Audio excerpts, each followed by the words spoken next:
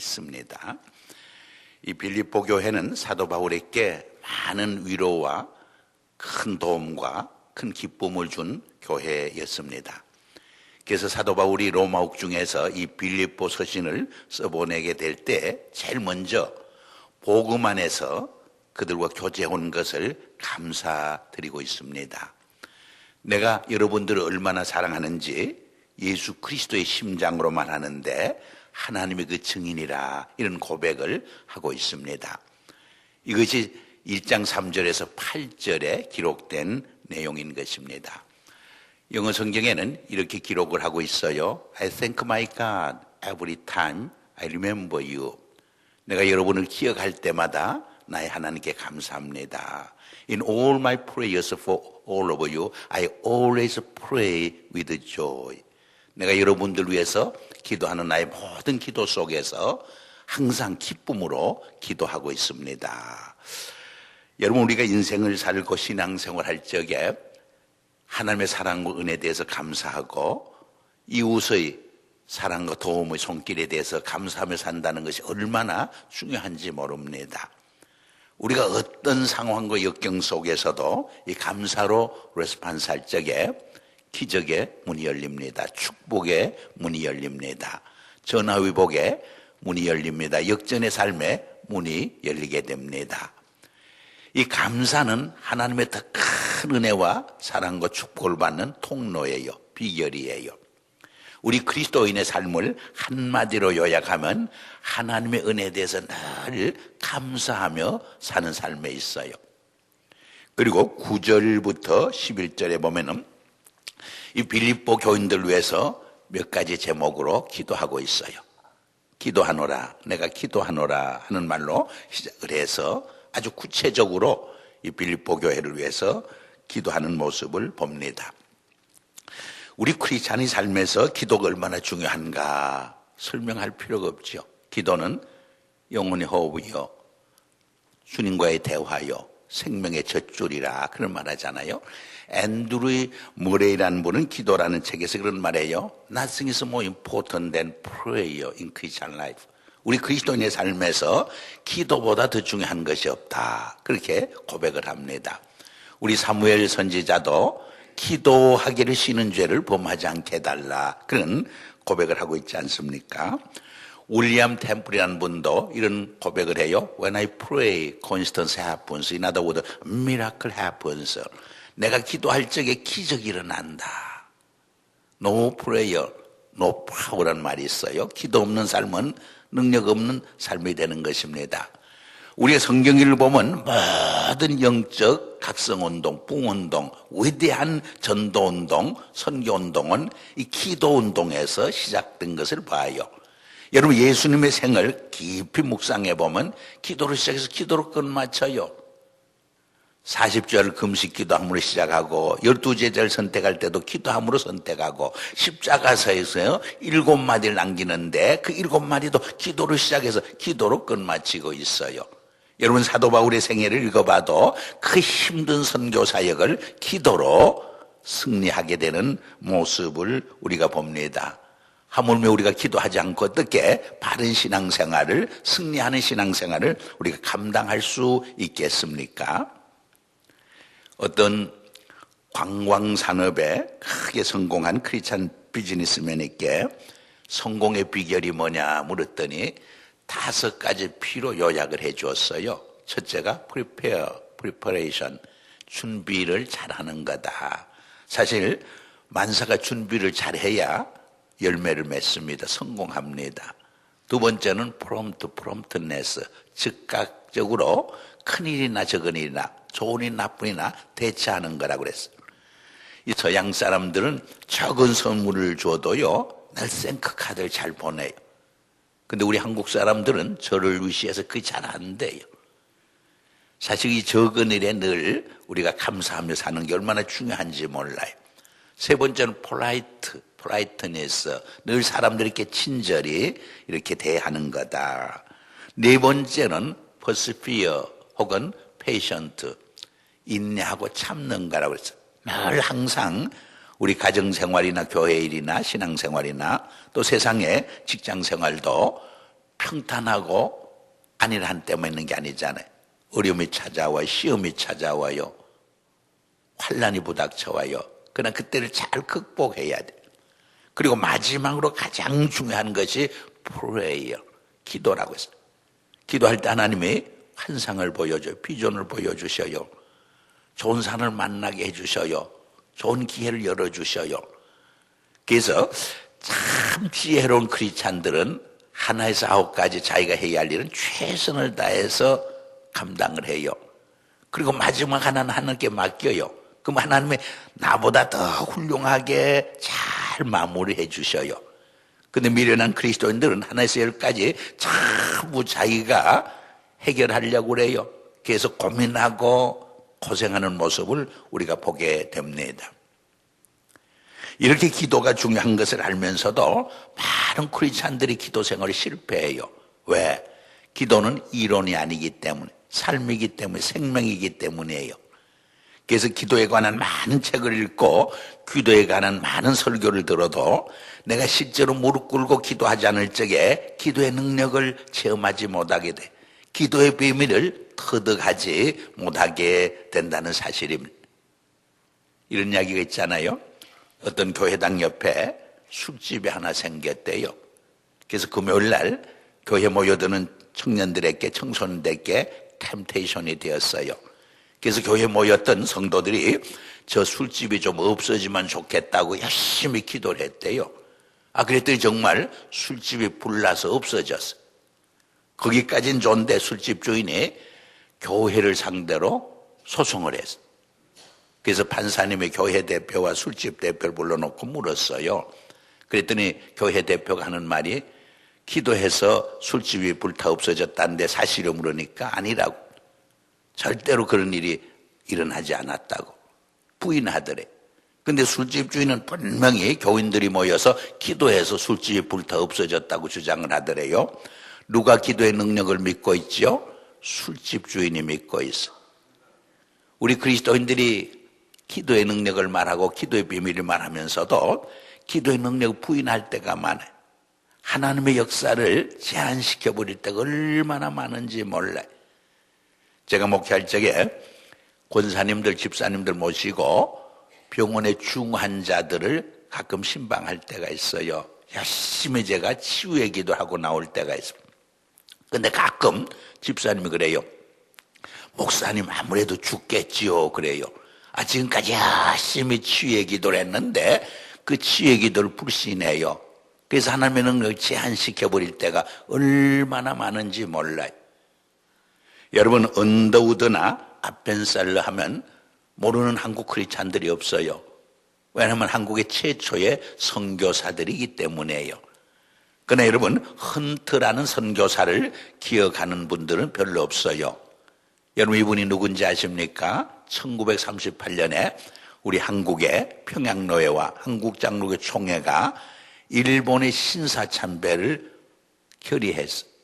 물론 반대하는 주기철 목사님 같은 분은 감옥에 가 있었기 때문에 총회에서는 전부 동의하는 사람들만 모이게 해서 결정을 한 거예요. 근데 그때 한 사람이 아니요 하고 반대했어요. 이분이 누구냐? 헌트라는 선교사였어. 이 일로 인해서 이분은 일본 경찰에 체포되고 경찰서에 끌려가서 많은 고문을 당하고 매를 맞았어요. 그리고 6년간 감옥에 투옥되어서 감옥 생활했어. 그리고 해방 직전에 추방되었어. 근데 해방 이후에 다시 한국교로 돌아와서 한국교를 열심히 섬겨주셨어요. 이분이 종종 하신 말씀 중에 유명한 말씀이 있어요. 여러분, 하나님을 믿고 예수님을 믿을 적에 이방 사람처럼 불신자처럼 불신자들이 우상 숭배하는 것처럼 그렇게 믿지 마세요. 그런 말을 종종 했어요. 여러분, 무슨 말인지 이해가 좀 안 되지요? 무슨 말인지 아세요? 많은 크리스찬들이 하나님을 믿고 예수를 믿는다고 하는데 성경에 기록된 지금도 살아 역사하시는 하나님을 믿지 않고 있다는 거예요. 정말 부활의 주님을 믿지 않고 있다는 거예요. 마치 불신자들이 아무 생명도 없고 능력도 없고 복을 줄 수 없는 나무나 돌이나 바위 앞에 가서 절을 하고 우상 숭배를 하듯이 그렇게 하나님을 믿고 예수를 믿을 때가 너무나 많이 있다는 거예요. 그러므로 no transformation happens, no miracle happens, no blessing happens. 아무런 삶의 변화나 기적이나 능력이 나타나지 않는다는 거예요. 여러분 어느 정도 공감이 가지 않아요? 우리가 하나님 믿고 기도할 적에 정말 지금도 살아계셔서 역사하시는 하나님, 내 기도에 응답하시는 그 부활의 주님을 믿고 기도하지 못할 때가 얼마나 많이 있습니까? 이분이 또 하나님을 제한하지 말라 그런 유명한 책을 썼어요. 오늘 많은 크리스찬들은 하나님의 능력을 제한시킨, 성령의 역사를 제한시킨, 하나님께서는 이 교회 공동체를 통해서 하나 위대한 구속의 역사와 선교의 비전을 실현해 가려고 하는데 우리가 불순종으로, 불신앙으로, 무지로, 이기심으로, 나태로 하나님의 역사를, 하나님의 능력을 제한시켜버린 때가 너무나 많이 있다는 거예요. 저는 우리 화평교회가 또 오늘 새벽에 나오신 여러분 한 분 한 분이 또 이 교회에 속한 모든 성도들이 하나님께서 이 교회를 통해서 이루고자 하는 위대한 구속의 역사, 위대한 선교의 역사를 제한시키지 않냐고 실현시켜가는 순종하는 공동체, 순종하는 성도의 삶을 살기를 주의 이름으로 축복합니다. 한국에 가면은 해남이라는 전라도 쪽에 적은 섬이 있어요. 거기에 한 소년이 있었어요. 얼마나 가난했는지 국민학교 졸업하고 요새는 초등학교라고 그러죠. 중학교를 갈 수가 없었어요. 그렇지만 그는 포기하지 않냐고, 실망하지 않냐고 하나님 앞에 나와서 기도했어요. 어린아이지만 심지어 새벽에 교회 나와서 새벽 기도까지 하면서 하나님께 부르짖었어요. 나를 중학교에 꼭 보내주세요. 그럼 내가 하나님을 위해서 큰일 하겠습니다. 하나님의 종이 되겠습니다. 막 울부짖으면서 기도를 했어요. 그리고 하루는 아이의 종에다가 기도문을 주님께 썼어요. 주님, 저 중학교 꼭 보내주세요. 그리고 자기 주소 쓰고 봉투에다가 하나님께 하고 우체통에 넣었어요. 우편 배달부가 아마 교회를 그래도 몇 번 다닌 것 같아요. 그 편지를 가지고 근처에 있는 교회를 찾아가서 목사님에게 전해줘. 목사님이 읽어보니까 한 소년이 중학교 보내달라고 간절히 기도문을 썼어요. 여러분 그 목사님이 그 소년을 찾아봤겠습니까? 안 찾아봤겠습니까? 여러분 안 찾아볼 목회자가 어디 있어요? 그 소년을 찾아서 그 교회가 장학금을 줘서 중학교 가도록 도와주었어. 그래서 중학교를 졸업한 후 그는 또 열심히 노력하고 또 수고해가지고 고등학교까지 갔어요. 나중에 그분은 고등학교를 졸업한 후 대학교까지 갔어요. 아니 대학교를 졸업한 후에 외국에 나가서 공부해서 박사까지 됐어요. 돌아와서 대학교의 교수가 되었어요. 여러분 이분이 누군지 아십니까? 한국신학대학교 총장을 지낸 오영석 박사의 이야기. 너무 가난해서 중학교조차 갈 수 없었지만 하나님 앞에 무릎 꿇고 눈물로 부르짖을 때 하나님이 그의 기도를 응답해 주셨어요. 응답해 주실 뿐 아니라 신학교 총장까지 되어서 많은 주의 종들을 훈련하고 양육하고 교육하는 훌륭한 리더로 삼아주셨어요. 심지어 총장까지 되게 했어요. 지금도 조직신학을 가르치고 있어요.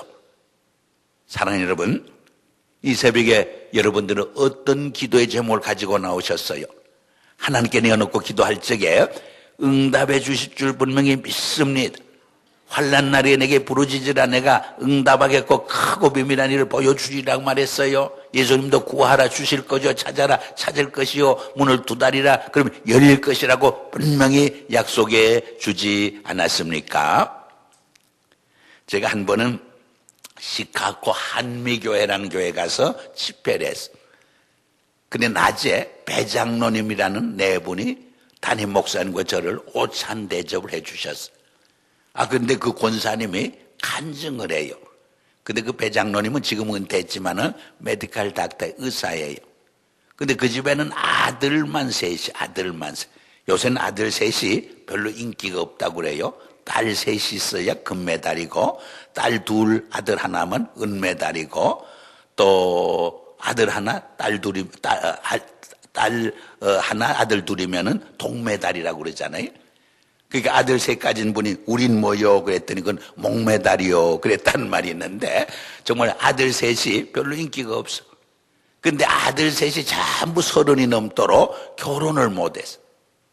근데 큰아들이 결혼한 간증을 하셔요. 큰아들이 38인가 그러는데 의사예요. 막내 아들도 의사예요. 근데 둘째 아들은 직장생활 하다가 목회자가 되겠다고 신학교 원서를 쓰고 있더라고요. 근데 큰아들이 어떻게 결혼하게 됐는가? 그 교회 권사님 한 분 계신데 한 교회를 오랫동안 섬기다 보니까 뭐 한 가족 같잖아요. 그 교회도 한 400~500명 모일 때인데, 그래서 그 교회 한 처녀 보고, 야, 너는 왜 시집갈 생각 안 하느냐 했더니 얼굴을 붉히면서, 권사님 사실은 어떤 분과 결혼하려고 기도 중에 있습니다 그러더래. 이게 자꾸 따져 물었더니 그 배 장로님 아들 닥터 배 이야기를 하더래요. 그래서 당장 집에 가서 전화를 했어. 그 닥터 배에게. 야, 너와 결혼하려고 기도하는 아가씨가 있다니까 깜짝 놀라면서 자꾸 묻더래요.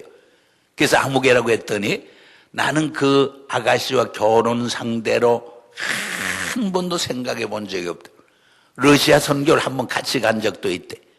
또 교회에서 만나서 성경반에서 성경 공부를 한 적도 있대. 그렇지만은 배우자감으로 생각해 본 적은 한 번도 없다고 그러대. 그런데 자기와 결혼하기 위해서 3년 동안 기도한다는 말 듣고 감동을 받았어. 그래서 결혼을 정말 받아들였어.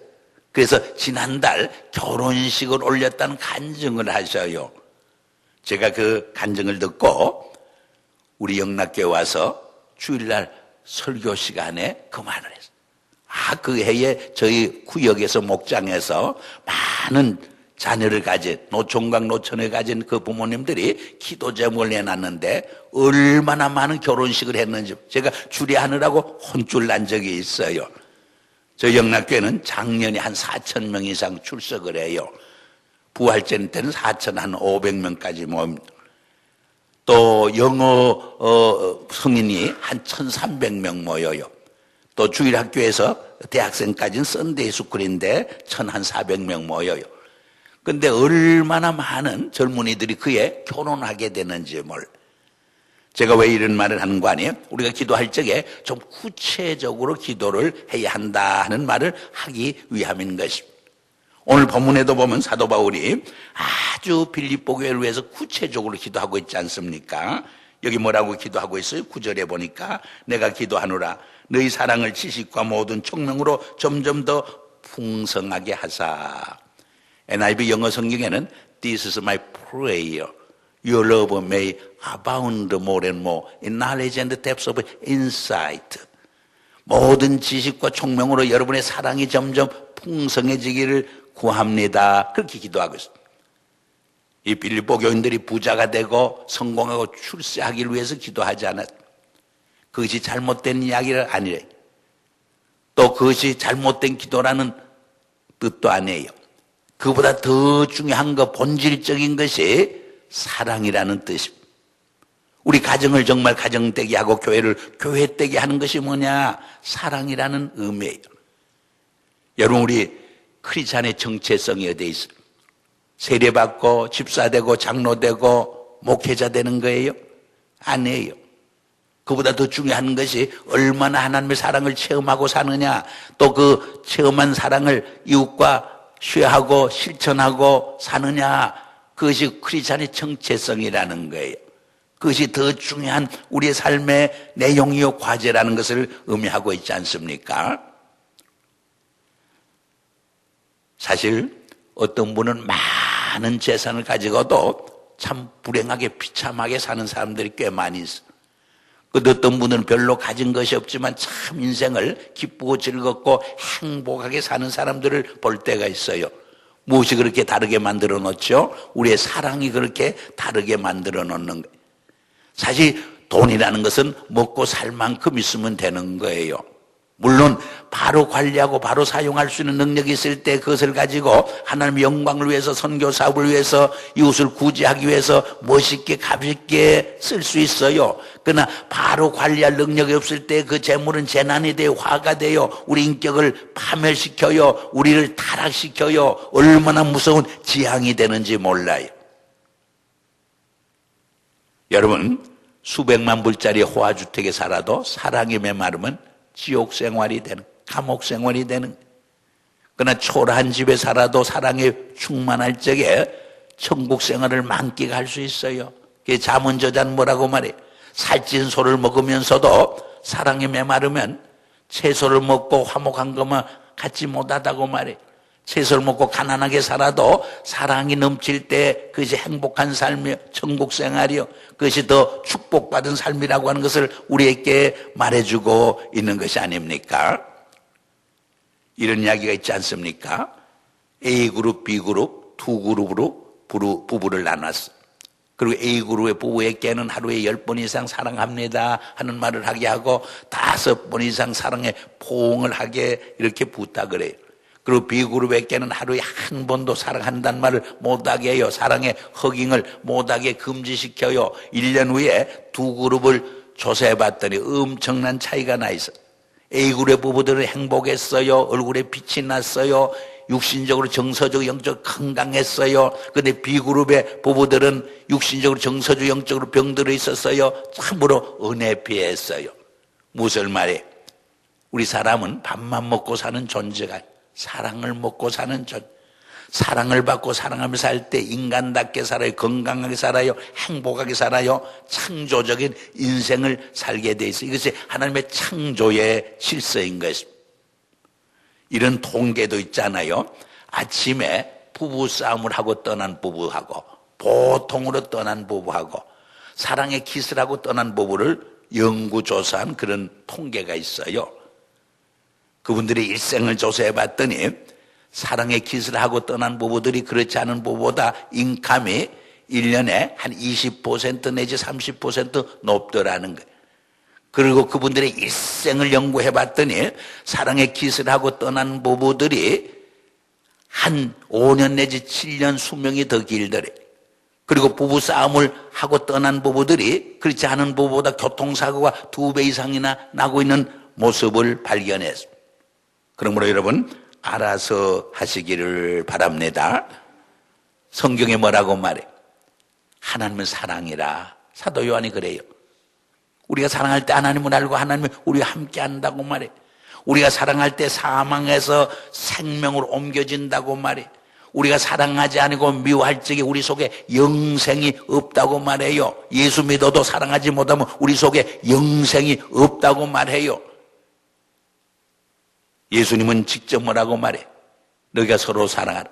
내가 너희를 사랑한 것처럼 너희가 서로 사랑할 때 비로소 세상 사람들이 너희가 내 제자인 줄 알리라. 그렇게 말하잖아. 사도 바울은 또 뭐라고 말해? 사랑은 율법의 완성이라고 말해요. 우리가 율법을 다 지킬 수 없지만은 사랑을 체험하고 사랑을 실천할 적에 하나님 율법을 완성하며 살 수 있다는 말이 아닙니까? 근데 오늘 본문에 보면 모든 지식과 총명으로 여러분의 사랑이 점점 풍성해지기를 바랍니다. 그렇게 말해. 우리 사랑이 완전해지려면 지식과 지혜가 수반해야 돼. 이 지식과 지혜가 부족하면 사랑이라는 이름으로 부부지간에도 서로 상처 주고 상처를 받아요. 어뷰스예요. 부모들이 자녀를 사랑한다면서도 자녀에게 상처를 주고 말아요. 어뷰스를 하는 결과를 초래해요. 성도 간에도 서로 사랑한다면서 오히려 상처를 줄 때가 얼마나 많은지 몰라. 그래서 우리의 사랑이 온전해지기 위해서는 지식과 지혜가 총명이 함께 할 적에 온전한 사랑이 된다는 것을 명심을 하셔야 돼. 그럼 사랑이 뭐냐? 쉽게 말해서 입장을 바꿔보는 거예요. 여러분, 부모가 자식 입장에서, 자식들이 부모 입장에서, 남편이 아내 입장에서, 아내가 남편의 입장에서, 교역자가 교인의 입장에서, 교인들이 목회자 입장에서, 지도자가 백성의 입장에서, 백성들이 지도의 입장에서 생각해 보면 모든 것이 이해가 돼. 납득이 돼. 수납이 돼요. 문제가 해결돼요. 오늘 우리 가정이나 교회에서 많은 문제와 갈등이 생기는 것은 바로 이 입장을 바꿔보는 사랑이 부족한 데서 생기는 문제라고 생각해 볼 때가 있습니다. 두 번째로 사랑이 뭐냐? 상대방을 배려해 주는 마음이에요. 제가 2003년에 은퇴를 했습니다. 1월 달에 은퇴를 했는데, 2004년에 1월 달에 은퇴를 했는데, 은퇴를 하면서 지난 1년 동안 당에 서기로 수고한 네 분과 또 2004년 새해에 당에 서기로 수고할 분을 용수산이라는 좋은 식당이 하나 있어요. 초대해서 대접을 좀 했어요. 왜? 우리 목회자들이 늘 대접만 많이 받다 보니까 내가 은퇴하면서 1년 동안 수고한 장로님 부부하고 또 수고할 장로님 부부를 좀 대접을 해야 되겠다 하고 초청을 했어요. 그리고 저는 부부가 그저 자연스럽게 넥타이도 매지 아니하고 우리 장로님들 보통 보면은 예배 드리지 않을 땐 캐주얼 드레스로 이렇게 입고 많이 다녀요. 그래서 우리도 편안한 마음으로 가자고 넥타이도 매지 않고 그냥 평복 차림으로 그렇게 나갔어요. 근데 그 두 장로님 가정은 권사님하고 얼마나 넥타이 매고 좋은 양장을 입고 그렇게 오셨어요. 얼마나 미안하고 송구스러웠는지 몰라요. 그러면서도 제 마음속에 우스운 이야기가 하나가 머리에 떠올랐어요. 우리 여러분 들은 이야기지만은 어떤 곳에 나체촌이 있었대요. 그 나체촌 사람들이 하루는 회의를 하기를 이웃 동네 산 아주 경건하고 신령한 목사님 모시고 말씀 듣는 잔치를 계획을 했어요. 그리고 초청장을 보내줬어요. 이 목사님이 그 나체촌에 벌거벗은 몸으로 갈 수도 없고 그렇다고 넥타이 메고 갈 수도 없고 고민하다가 수영복 차림으로 가기로 결심을 했어요. 수영복 차림으로 가서 봤더니 경건하고 신령한 목사님 모시고 말씀을 듣는데 우리가 벌거벗은 채로 들을 수 있느냐? 모든 사람들이 정장하고 앉아서 있더래요. 그래서 목사님만 수영복 차림으로 열심히 말씀을 전했다는 우스운 이야기가 있잖아요. 그러나 이것은 상대방을 배려해주는 아름다운 마음이에요. 여러분, 상대방을 배려할 줄 아는 아름다운 마음 있는 곳에 행복한 가정 공동체가 세워져. 상대방을 배려하는 아름다운 마음 있는 곳에 아름다운 믿음의 공동체가 세워지는 거예요. 아름다운 직장 공동체가 이루어지는 거예요. 오늘 우리 가정이나 교회나 사회에서 정말 상대방을 배려하지 않냐고 자기 주장, 자기 고집, 자기 생각만 내세우는 가운데서 진정한 만남과 대화가 단절될 때가 얼마나 많습니까? 정말 소통이 단절될 때가 얼마나 많이 있습니까? 세 번째로 사랑은 쉽게 말해서 giving, 주는 거예요. 이 프레드릭이라는 한 소년이 있었는데 티네이저가 되면서 막 아버지에게 반항하고 사회 체제에 대해서 반항하고 막 탈선하고 빗나가요. 그 어느 날 아버지가 아들 불러놓고 어머니의 스토리를 들려줘요. 이 어머니가 이 아이를 임신했을 때 산부인과 의사가 이렇게 조언했어요. 이 아이의 생명을 구하든가 어머니의 생명을 구하든가 둘 중에 하나를 선택해야 한다고 그랬어요. 근데 이 어머니는 이 아들을 살리기 위해서 이 아이를 포기하지 않았어요. 이 아이를 출산한 후 자기 생명을 희생했어요. 그리고 세상 떠날 때 남편에게 마지막 유언을 남겼어요. 그게 뭐냐? 이 아이가 어느 정도 커서 철이 들거든 어머니가 어떻게 죽었는가? 그리고 어머니가 죽으면서 마지막 아들에게 준 유언이 무엇인가를 꼭 들려달라고 부탁을 했어요. 그래서 이 아버지가 아들을 붙잡아 놓고 네 어머니가 너를 살리기 위해서 네 생명을 구하기 위해서 희생을 당했다. 그리고 어머니가 세상을 떠나면서 내게 부탁하기를 철이 들거든 내가 너를 살리기 위해서 내 생명을 희생한 것처럼 너도 하나님 잘 믿고 예수 잘 믿고 정말 예수님의 사랑을 이웃에게 실천하면서 살라고 부탁했단다. 그 말을 전해줘요. 그래서 그렇게 반항하고 탈선하던 아이가 가슴이 뭉클해져요. 어머니의 그 사랑의 이야기를 들으면서 가슴이 뭉클해지고 눈물이 핑 돌아요. 그러더니 정신을 바짝 차리고 공부하기 시작해요. 그래서 대학에 가서 우수한 성적으로 졸업을 해요. 그 후에 신학교에 가서 목사가 되었어요. 그리고 20세기에 가장 위대한 설교가의 한 사람으로 수많은 영혼을 잃어버린 영혼을 하나님께로 인도하는 위대한 사역을 감당하게 되는 것을 봅니다.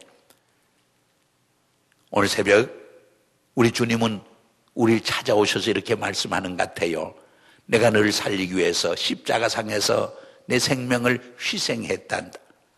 그러므로 너도 남은 인생 정말 하나님의 사랑을 체험하고 나의 사랑을 체험하고 이웃에게 사랑을 실천하면서 살아달라, 그렇게 부탁하고 있는 것 같아요. 어떤 젊은이가 물에 빠져 죽게 되었어요. 지나가던 한 신사가 자기 생명을 거의 희생할 뻔하면서 그를 건져줘요. 너무 고마워서 이 젊은이가 선생님 성함이 뭐예요? 주소 좀 가르쳐 주세요. 내가 선생님의 은혜를 잊지 않고 늘 기억하면서 살고 싶습니다. 그랬더니 그 신사가 그렇게 말하더래요. 내 이름을 알 필요도 없고 내 주소도 알 필요도 없다. 내가 나의 목숨을 걸고 너를 살려줄 만큼 존귀한 인생인가? 그것을 너의 삶을 통해서 증명하며 살라. 그것이 은혜를 갚는 길이다. 그렇게 말하더라. 옳은 말이에요. 우리 주님도 같은 말씀을 하고 있어요. 내가 정말 나의 생명을 십자가에서 버리기까지 너를 살려줄 만큼 소중한 인간인가? 내가 너의 삶을 통해서 증명해 살아보라고 말하고 있는 것 같아요. 오늘 두 번째로 사도 바울이 빌립보 교회를 통해서 위에서 기도한 내용은 So that you may be able to discern what is best. 최상의 것이 무엇인지를 분별하며 살라고 말해요. 지극히 선한 것이 무엇인가 분별하기를 위해서 기도했어요. 여러분, 지극히 선한 것이 뭐예요? 하나님의 진리잖아요. 복음이잖아요. 생명의 말씀이잖아요. 온 천하보다 귀한 우리 자신의 생명이 아니겠습니까? 우리의 삶에서 하나님 방법대로 사는 것을 말해. 하나님의 주권을 100% 인정하며 사는 삶을 의미한다고 저는 봅니다. 몇 년 전 한국에서 어떤 분이 오셔서 오찬을 나누었습니다. 그분이 오찬을 나누면서 대화 중에 그런 말을 해요.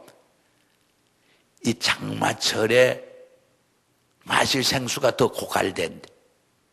오늘 한국 강단에 말씀이 폭포수처럼 임하는데 생수는 고갈되고 있다, 그런 표현이에요. 또 교회에서 주님의 사랑을 그렇게 외치고 찬양을 하는데 정말 예수님의 십자가의 사랑을 찾아보기 힘들어지고 있대요. 조금만 손해나도 화를 낸대, 싸운대요. 막 고소한대, 재판한대요. 우리가 정말 교회 안에서 주님의 주권을 말하고 성령님을 말하고 하나님을 외치고 부르짖는데 하나님의 주권을 인정하지 않는데요. 우리 목회자도 그렇고 우리 중직자도 그렇고 자기 생각대로 자기 방법대로 교회를 섬기려고 한대. 그래서 많은 분쟁이 있고 어려움이 있고 갈등이 있고 싸움이 있다, 그런 말이에요. 제가 그 이야기를 들으면서 나도 그런 생각으로 목회하지 않는가, 나를 돌보면서 회개하는 마음으로 경청한 일이 있어요. 정말 우리는 우리의 삶 속에서 얼마나 주님의 주권을, 하나님의 주권을 100% 인정하며 살고 있습니다. 제가 어려서 아버지께 몇 번 붓글씨를 배웠어요. 근데 내가 목에 힘을 주고 내 팔에 힘을 주고 내 고집대로 쓰려면 글씨가 엉망진창해야 돼. 근데 내가 목에 힘을 빼고 내 손에 힘을 완전히 100% 빼고 아버지 손에 나를 완전히 맡기고 따라가면 글씨가 훌륭하게 쓰여지는 것을 경험한 적이 있어요. 영적으로 신앙적으로도 마찬가지. 우리가 하나님께 나의 모든 것을 의탁하고 주님의 손에 맡기고 100% 하나님의 주권을 나의 삶 속에 인정하고 순종하면서 살 때 하나님 우리를 복의 근원이 되게 하셔요. 축복의 통로가 되게 하셔요. 걸작품 인생으로 빚어가게 되시는 줄 믿습니다. 하나님의 생각이 내 생각보다 높다고 그랬잖아요. 여러분, 미국의 부자였던 록펠러, 40세 미국에서 제일 큰 부자가 돼요. 50세 세계에서 가장 큰 재벌이 돼요. 그렇지만 그는 불치의 병에 걸려서 하루하루 목숨이 죽어가요. 잠도 못 자고 음식도 먹지 못해요. 그런 죽음 앞에서 하루는 성경 읽다가 전에 깨닫지 못한 진리를 깨달아요. 지금까지는 그가 예수 믿고 11조 생활을 했지만은 하나님이 중요하지 않았어요. 하나님보다 그에게는 돈이 중요했어요. 돈이 사실은 하나님보다 더 중요했어요. 그런데 죽음 앞에서 아무 돈이 소용이 없잖아요. 그때 처음으로 돈보다 중요한 것이 있다는 깨달아요. 하나님의 돈보다 중요하다는 것을 처음으로 깨달아요. 그 순간 처음으로 물질에서 소유에서 돈에서 진정한 자유와 해방을 경험을 해요. 정말 돈과 물질과 소유에서 진정한 자유와 해방을 경험했을 때 마음에 잃어버렸던 하나님의 기쁨과 평강이 찾아와요. 정말 하나님의 진정한 기쁨과 평강이 찾아왔을 적에 그의 건강이 회복되기 시작을 해요. 기적이 일어나요. 그래서 98세까지 살면서 엄청난 큰일을 하다가 세상을 떠나지 않습니다. 그의 재산을 팔아 뉴욕에서 가장 아름다운 리버사이드 교회를 지어서 하나님께 봉헌하지 않아요. 록펠러 재단을 만들어서 인재를 키우기 위해서 시카고 대학을 세우고 또 문화사업을 하고 많은 의료사업과 과학사업을 하면서 미국 사회에 엄청난 기여와 공헌을 하지 않아요. 2,000개 이상 개척교회를 세워서 하나님께 봉헌하지 않아요. 그의 11조를 계산하는 직원만 40명이 넘었다고 하는 유명한 스토리가 있잖아요. 그래서 98세까지 살면서 많은 하나님의 사업을 하다가 정말 하나님의 품으로 돌아가지 않습니까? 여러분, 이 시간 조용히 자신을 향해 한번 질문을 던져봅시다. 나의 생에 가장 귀한 것, 최상의 것, 지극히 선한 것이 무엇인가? 정말 하나님입니까? 그의 주권을 인정하며 사는 삶입니까? 내 생명보다, 내 소유보다, 물질보다 가장 중요한 주님의 복음, 진리, 주님의 그 주권을 인정하며 내가 살아가고 있습니까? 그때 하나님이 책임을 져주세요. 나를 복의 근원이 되게 하세요. 축복의 통로를 사용해 주셔요. 나를 통해서 엄청난 멋진 인생을 펼쳐가게 되는 거예요. 세 번째로 오늘 본문에 보니까 You may be pure and blameless until the day of Christ. 예수님 오시는 날까지 진실하고 흠없는 삶을 살기로 한다. 정말 순결한 신부로 살다가 신랑 되시는 예수님을 만나는 삶을 살기를 원한다. 그렇게 기도하고 있어요. 여러분, 우리 그리스도인의 신앙생활이 뭐예요? honest God. 하나님 앞에 늘 정직하고 진실되게 살아가는 거예요. 이웃에게 늘 정직하고 진실되게 살아가는 삶이 아니겠습니까? 여러분, 우리 달란트 비유에 보면 5달란트, 2달란트, 1달란트 받은 종들을 주인이 회개할 때 5달란트 받은 종과 2달란트 종이 배에 이익을 남겼을 때 뭐라고 말해? 이 착하고 진실된 종아, 내가 적은 일 충성했으며 내가 많은 것으로 내게 갚으리니 내 주인의 즐거움에 참여할지어다. 칭찬해요. 상급을 줘요. 이 착하고 진실된 종아, 그렇게 부르짖어요. 저는 나성영락교를 섬기면서 그런 고백을 한 적이 있어요. 하나님 옆에 섰을 때 성공한 목회자라는 말을 듣기보다는 정말 정직한 목사였다. 진실된 목사였다. 정말 그리스도의 사랑을 실천하려고 노력한 목사였다 하는 말을 더 듣고 싶다. 그런 고백을 한 적이 있어요. 이것이 한 목회자의 고백이겠습니까? 우리 하나님의 주님이 여러분께 바라는 모든 성도의 바람이요 고백이 아니겠습니까? 우리 믿음 생활이 뭐예요? 믿음이라는 단어를 헬라어로 피스토스, 피스티스라는데 세 가지 뜻이 있잖아요. 믿음이라는 뜻이 있어요. 두 번째는 진실하다는 뜻이 있어요. 세 번째는 충성이라는 뜻이 담겨져 있어요. 결국 우리가 믿음으로 산다는 것은 진실되게 정직하게 살아가는 삶이 아니겠습니까? 오늘 우리 한국 사회에 보면 교회가 그렇게 많은데, 크리스찬들이 그렇게 많은데 이 정직과 진실이 결여돼요. 여기서 많은 부정부패가 생겨요. 여기서 많은 비극이 생겨요. 불신이 생겨요. 어떤 영국의 젊은 목사가 하루는 버스를 탔는데 시내 가서 점심을 먹어야 하는데 딱 이제 버스를 타고 보니까 시내 가서 점심 사 먹을 만한 돈을 가지고 나오지 않았어요. 그래서 내릴까 말까 하는데 버스가 떠나고 말아요. 근데 다행히 버스 운전기사가 잔존을 많이 거슬러줘요.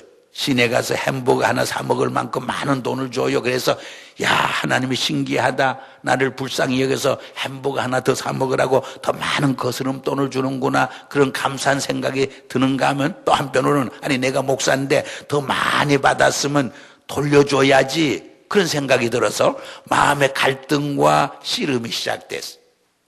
여러분도 은행에 가서나 백화점에 가서 돈을 계산할 적에 5불짜리나 10불짜리가 하나만 더 와도 마음에 갈등이 생기잖아요. 이것을 돌려줘야 하느냐 포개트에 집어넣어야 하느냐 막 갈등이 생기잖아요. 그래서 이 젊은 목사도 갈등이 생겼어요. 그런데 버스가 자꾸 가다 보니까 자기가 내려야 할 그 정류장에 딱 다가왔어요. 그때 용기를 내서 그 운전기사에게 말했어요. You made a mistake. 그러면서 잔전을 많이 받은 절 돌려주었어요. 그랬더니 운전기사가 No, I didn't make a mistake. 잘못 계산해 준 게 아니에요. 그러고 간증을 하더래요. 어제가 마침 오프데이였어. 노는 날이었어. 그래서 교회를 갔는데 이 목사님 교회를 찾아갔더래요. 목사님이 정직하고 진실되게 살자 설교를 하시더래. 그래서 우리 목사님이 얼마나 정직한가 한번 테스트해보기 위해서 잔전을 많이 줬다고 그러더래. 그 순간 등골에서 식은땀이 쫙 흘렀어. 오늘 새벽 기도 끝나고 조 목사님과 저를 테스트하는 교인이 한 분도 없으시길 바랍니다. 사실 우리가 목회자요, 장로요, 권사요, 집사요, 성도들이지만은 정직하게 산다는 거 얼마나 힘든지 몰라. 우리 이민생을 하면서 정직하게 사업에서 정직하게 세금 내고 사는 거 얼마나 힘들 때가 많아요. 그러나 우리 크리스찬의 삶은 정직하게 사는, 정직한 자 후손이 복되다고 말해요. 여러분 일시적으로 부정을 행해서 수지 맞는 것 같지만은 그것이 들통이 나서 신문에서 재판받고 곤욕을 치를 때가 얼마나 많아요. 제가 오래전에 브라질 상파울에 갔더니 어느 장로님 그래요. 이곳에서 일본 사람들은 보증수표로 통합니다. 근데 한국 사람들은 부도수표로 통합니다. 그 말 듣고 얼마나 가슴이 아팠는지 몰라. 여러분 우리 미국에 사는 우리 코리안 아메리카는 정직한 백성들이다. 정말 한국 사람들의 상품은 신뢰할 만하다. 한국 사람들의 기술은 정말 신용할 만하다는 말을 들을 적에 정말 미국 사회에 영적 임팩트를 줄 수 있는 창조적인 소수자로 살아갈 수 있게 됩니다. 미국 사회를 영적으로 변화시킬 수 있는 그러한 마이너리티로 우리는 살아갈 수 있게 되는 줄 믿습니다. 한국 교회가 이 사명이 있어요. 한국 사회와 미국 이민사회에서 정말 정직한 공동체, 정직한 사회를 만들어 가는데 우리가 십자가를 질 수 있어야 돼. 이 사명이 있으면 우리가 깨달아야 돼. 마지막으로 한 말씀만 드리고 말씀을 맺으려고 합니다. 마지막에 보면 11절에 뭐라고 말하고 있어요? 예수 그리스도를 말미암아 의의 열매가 가득하여 하나님의 영광과 찬송이 되기를 구한다고 그랬어요. 여러분 우리 동양 사람들은 의를 도덕적 윤리적으로 이해하고 해석을 해요. 그러나 히브리 사람들은 릴레이션십, 관계성에서 잘 이해를 했어요.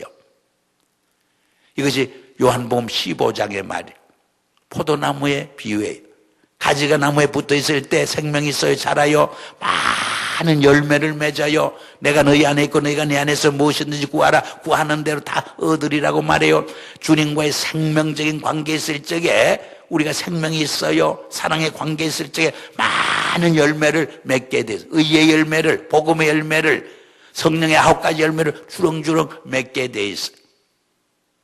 여러분 주님은 우리에게 열매를 구하고 열매 맺지 못하는 나무는 도끼로 찍어 버리겠다, 불에 던져버리겠다고 그래요.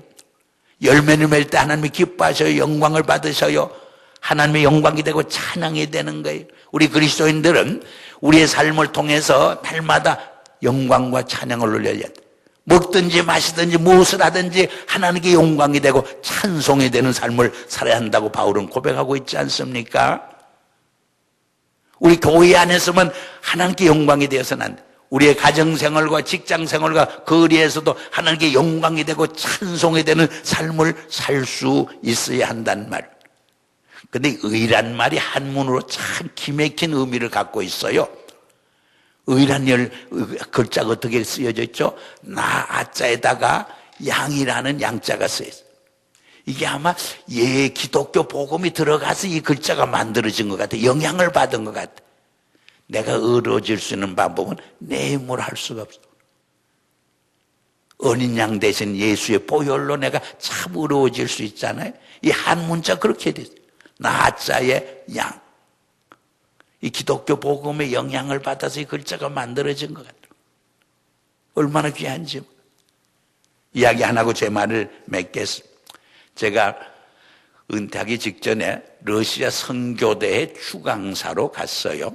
한 400명이 그 세인트피터스버그에서 모였어요. 가서 봤더니 저보다 선교의 대선배이신 조동진 박사님도 오셨고, 또 뉴욕 쪽에 그 한진관 목사님도 저보다 연배인데 오셨고, 또 한국의 개혁신학교 총장을 지내던 김명혁 박사도 왔고, 다 이렇게 많이 강사로 왔어요. 그리고 저를 주강사로 초청을 했어요. 제가 훌륭해서 주강사로 청하고 그분들을 강사로 청한 게 아니고, 큰 교회를 섬기니까 성교비 좀 많이 가져오라고 주강사로 저를 불러준 거예요. 그래서 3박 4일 제가 가서 말씀을 전하고 그분들과 교제하고 함께 지나면서 참 좋은 시간을 가졌어요. 그때 우리가 모여서 함께 나눈 대화는 이런 내용이에요. 우리가 젊은 시절에는 정말 위대한 신학자가 되고 세계적인 신학자가 되고 정말 능력 있는 설교자가 되는 것이 큰 꿈이고 비전이었는데, 이제 다 60을 지내서 생각해 보니까 가장 소중한 것은 그리스도인의 삶이다. 그런 고백을 나눴어요. 그러면서 우리가 이런 말을 했어요. 신학이 동메달이라면 설교는 은메달이요. 우리 그리스도인의 삶은 금메달이다. 여러분 아멘이십니까? 아멘이잖아요. 원래 우리 한국교회나 미국교회나 이민교회나 신학을 좀 몰라서 큰 문제가 되고 있는 게 아니잖아요. 설교를 좀 잘못해서 문제가 되고 있는 게 아니잖아요. 정말 크리스찬의 삶이 부재해서 큰 문제가 되고 있잖아요. 교회가 세상을 염려하는데 세상이 교회를 염려하는 시대가 됐잖아요. 크리스찬의 삶이 땅에 떨어졌기 때문에, 정말 그리스도인의 삶을 통해서 세상의 빛과 소금이 되지 못하기 때문에 문제가 되고 있잖아요. 오늘 우리의 의의 열매를 통해서 정말 하나님께 영광이 되고 찬송이 되고, 교회 안에서뿐 아니라 우리의 일상생활 속에서 하나님께 영광이 되고 찬송이 되는 삶이 될 때, 우리 화평교회를 통해서 이 아틀란타가 변하고 새로워지고 많은 잃어버린 영혼이 주께로 돌아오고, 이 교회를 통해서 정말 한인교회뿐 아니라 미국교회가 변화되고 새로워지는 놀라운 영적 새로운 부흥운동이 일어날 줄 분명히 믿습니다. 이런 운동이 일어나기를 주의 이름으로 축복합니다. 이제 우리 같이 기도하겠습니다. 기도할 적에 조금 있다가 담임 목사님 나오셔서 기도 제목을 가지고 기도 인도해 주시겠습니다. 아버지 하나님, 부족한 종이 이 새벽에 말씀 전했는데 잘못된 것은 잊어버리고 한 말씀만 해도 가슴에 깊이 새겨서 천국 가는 노정기가 되게 하시고, 우리 삶에 놀라운 축복과 능력과 변화의 역사가 일어나게 은혜를 베풀어 주시옵소서. 예수님 이름으로 간절히 기도합니다. 아멘.